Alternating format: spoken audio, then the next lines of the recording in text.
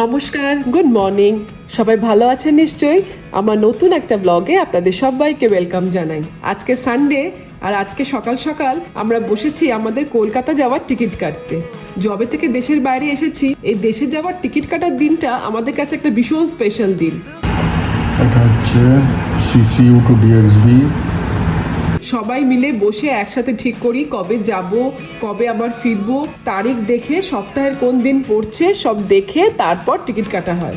চেষ্টা করি শুক্রবার বা শনিবার করে যাওয়ার, যাতে গিয়েই একটা রবিবার পাই।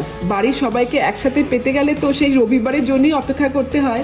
এরকম নানান চিন্তা ভাবনা করে তারপর টিকিট কাটা হয়। আর টিকিট কাটার পরেই শুরু হয় ফোন করে কলকাতায় সবাইকে জানানো যে আমরা অমুক তারিখে কলকাতায় আসছি।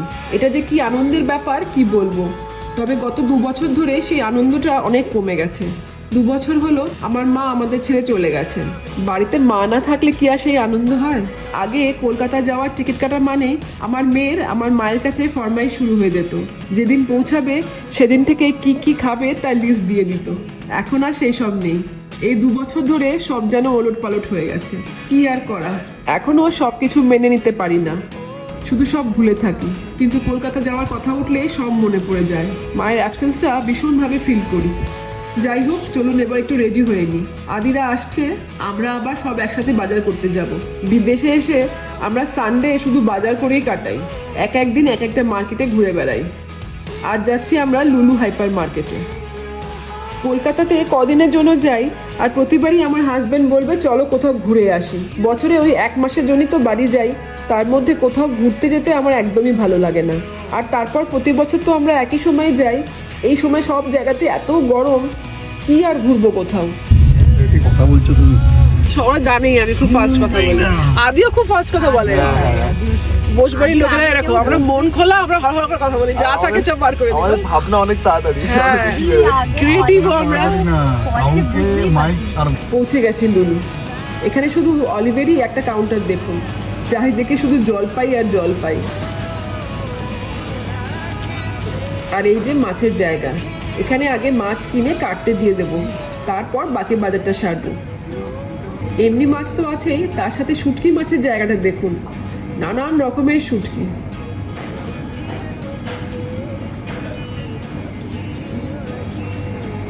আর এখানে অলরেডি কিছু মাছ কেটে প্যাক করা আছে, ডাইরেক্ট নিয়ে নিলেই হলো। আমাদের বাজার হয়ে গেল। এখানে এক জায়গাতে দেখলাম লেখা আছে ফটোগ্রাফি নট অ্যালাউড, তাই বেশি আর ছবি তুলিনি, মন দিয়ে বাজারই করলাম। আমার জন্য দাঁড়িয়ে ছিল, ওরা আপনার জন্য দাঁড়িয়ে আছে। তারপর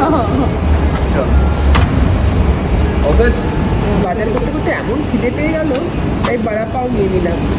যেতে যেতে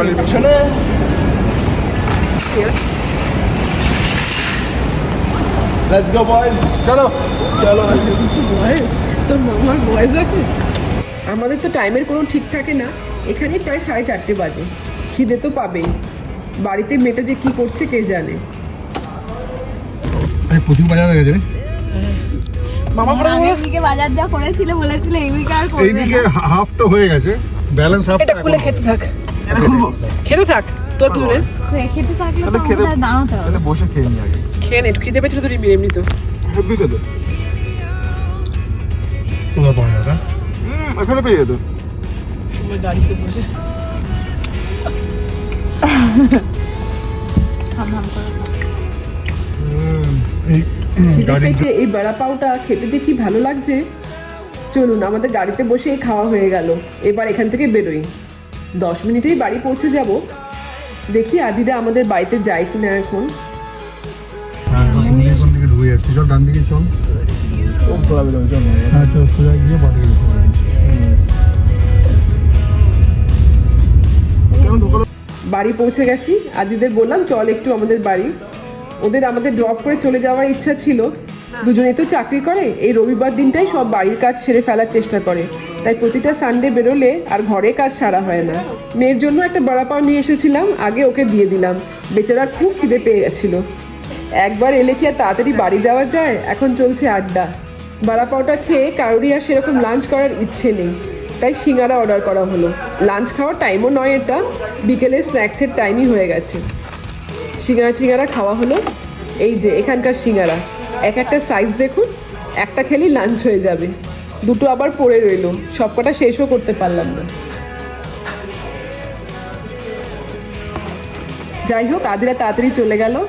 আজ নাকি 8টা থেকে খেলা আছে, ইউরো কাপ ফাইনাল। সারা যাবি জুতো কিনতে? চল না, বারজুমান নেই এখন, খেলা শুরু হচ্ছে না তো, এখন খেলা হবে না, রাতে 11টার সময় হবে। চল ঘুরে আসি, চল চল চল, রেডি হয়নি, চল চল চল বাবা, তাড়াতাড়ি রেডি হয়ে না বাবা, শোনা আমি রেডি হয়ে নিচ্ছি, চলো। 8টা থেকে খেলা আছে ভেবে এতক্ষণ টিভি খুলে বসে থাকা হলো, কিন্তু খেলা শুরু হচ্ছে না দেখে এবার ঠিক করলাম চট করে একবার বারজুমান মলটা ঘুরে আসি। মেয়ের একটু জুতো কেনার দরকার ছিল। আজ সানডে, বাড়িতে তেমন রান্নাও নেই, তাই এখন ফুড কোর্টে চলে এলাম রাতের ডিনারের জন্য। সানডে বলে আজ বেশ ভিড় আছে ফুড কোর্টে। এখানে আসলে কোথা থেকে কি খাবো সেটা বেশ চিন্তার বিষয় হয়ে যায়। আমাদের পছন্দ তো সব এক নয়, এক একজন এক এক জিনিস খাবো বলতে থাকি। শেষমেশ ঠিক হলো বম্বে চপাটি থেকে খাবো সবাই, যে যার পছন্দ মতন খাবার অর্ডার করে নাও। সারা সপ্তাহ অনেক চিন্তা ভাবনা করে খাচ্ছি, তাই আজকে চিট ডে। আজকে ফুড কোর্টে বসে আছি, এখন যা ইচ্ছে তাই খাচ্ছি। আমার হাজবেন্ডের ধোসা, আমার চিকেন টিক্কা বিরিয়ানি, আর মেয়ের চিজ পাওভাজি। বিরিয়ানির সাথে একটু স্যালাড, রায়তা আর পাঁপড়ও দিয়েছে। আর মেয়ের চিজ পাওভাজি অর্ডার করেছিল, ভাজির ওপর কিছুটা চিজ দিয়ে দিয়েছে। খাওয়া দাওয়া শেষ, এবার বাড়ি ফিরছি। আমাদের খাওয়া শেষ হতে হতে সব দোকানপাট বন্ধ হয়ে গেছে। এখানে মলের সব দোকানপাটই বন্ধ হয়ে গেছে, শুধু মলের ফুড কোর্টটাই অনেক রাত অবধি খোলা থাকে।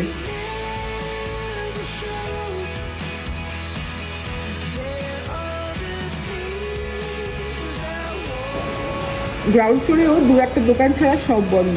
এখানে দোকান ছাড়াও হাঁটার রাস্তার মাঝখানে এমনি বুথ টাইপের করে জিনিসপত্র বিক্রি হয়। খাওয়া দাওয়া হলো, এবার বাড়ি ফিরছি। আজকের ব্লগটা এখানেই শেষ করছি। যদি আমার ব্লগগুলো একটু ভালো লাগে তাহলে প্লিজ লাইক, শেয়ার, কমেন্ট করে দেবেন, আর পারলে একটু চ্যানেলটাকে সাবস্ক্রাইব করে দেবেন। আজকে এখানেই শেষ করছি। সবাই খুব ভালো থাকবেন, দেখা হচ্ছে নেক্সট ব্লগে।